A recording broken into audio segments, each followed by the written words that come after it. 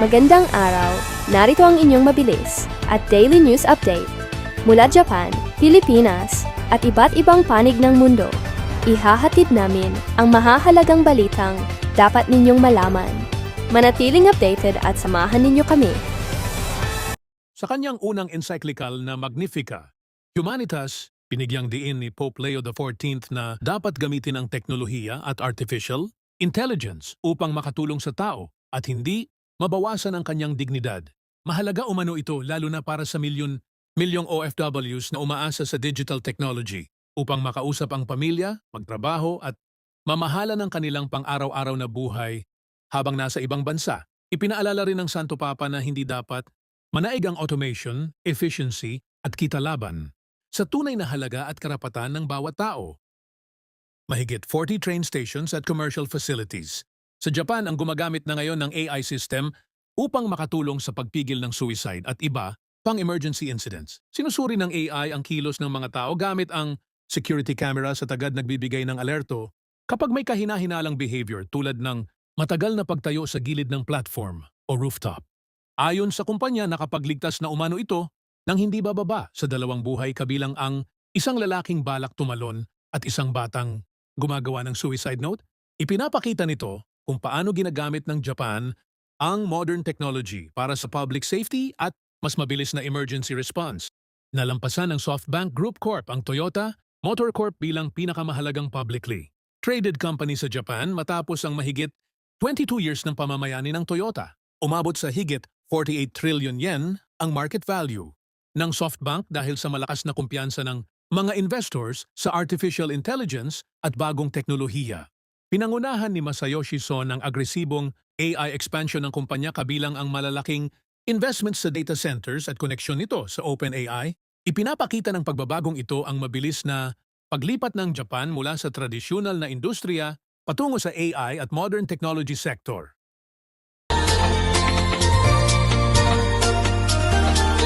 Mga problema at suliranin sa buhay ay hindi nawawala. Tanging kailangan ibay ng puso upang ikaw ay di maging kawawa. Mag-usap tayo at gagaan mga problema nyo. Mga pagsubok sa ating buhay. Malaking promo na hindi mo dapat palampasin. Handa na kami magbigay ng mas maraming offer para mag-book, makinig, manood at makisabay sa aming mga espesyal na alok. Exclusive promo sa plane ticket. Sa bawat pag-order ng plane ticket, may libreng original Mag-usap Tayo by Vicky Ozawa polo shirt kaagad. Isang plane ticket includes isang original Mag-usap Tayo polo shirt. Mas maraming ticket, mas maraming libreng polo shirt. Limited po ang aming offer up to 50 person. No choosing in color size. Translation service Japanese English Tagalog, dagdag tipid sa bawat transaction. Totoong tipid. Walang komplikadong proseso. Direktang bawas presyo. Abangan ang iba pang promo. Marami pang sorpresa at updates na pwede mong makita at marinig sa aming mga platform. Balak mo bang pumunta sa Amerika? Andito po kami para ibigay ang aming makakayang serbisyo sa amin pong kaalaman. Message lang po. Makinig at manood sa Spotify at Apple Podcast. Laging updated sa mga bagong promo at balita. Message na po ngayon. Limitado lamang ang promo kaya huwag nang maghintay. I-check ang aming page, mag-message na po at mag-order ngayon. Kami po ng Team Mag-usap Tayo by Vicky Ozawa. Maraming salamat po. Message na po ngayon. Ang promo na ito ay para sa mga gustong maglakbay, makatipid at makatanggap ng espesyal na regalo. Samantalahin na po, message lang po sa FB page Mag-usap Tayo by Vicky Ozawa. Looking for a delicious homemade snack? Try our very own Nutflix. Homemade Filipino garlic fried peanuts. Crispy, flavorful, and perfect for your everyday cravings while watching movies, studying, or relaxing at home. Made with quality ingredients and available for only 1,000 yen. Follow our page, Mag-usap Tayo by Vicky Ozawa. Don't forget to follow, like, and share our page. Message us now to order your homemade Nutflix. Shipping fee is not included. Welcome sa Chika Showbiz! Hatid namin ang maiinit at pinakabagong balita sa mundo ng showbiz, mula Hollywood hanggang sa mga paborito ninyong artista sa Pilipinas. Tara, sabay-sabay nating alamin ang latest chika! Masayang ibinahagi ni TV host actor Robbie Domingo na isa na siyang ganap na daddy matapos isilang ang kanilang baby ni Maiki Pineda. Sa Instagram nagbahagi si Robby ng video mula sa ospital kung saan makikitang masayang karga ni Maiki ang kanilang bagong silang na anak. Marami rin ang natuwa para sa mag-asawa, lalo na matapos harapin nun ni Maiki ang rare autoimmune disease na dermatomyositis.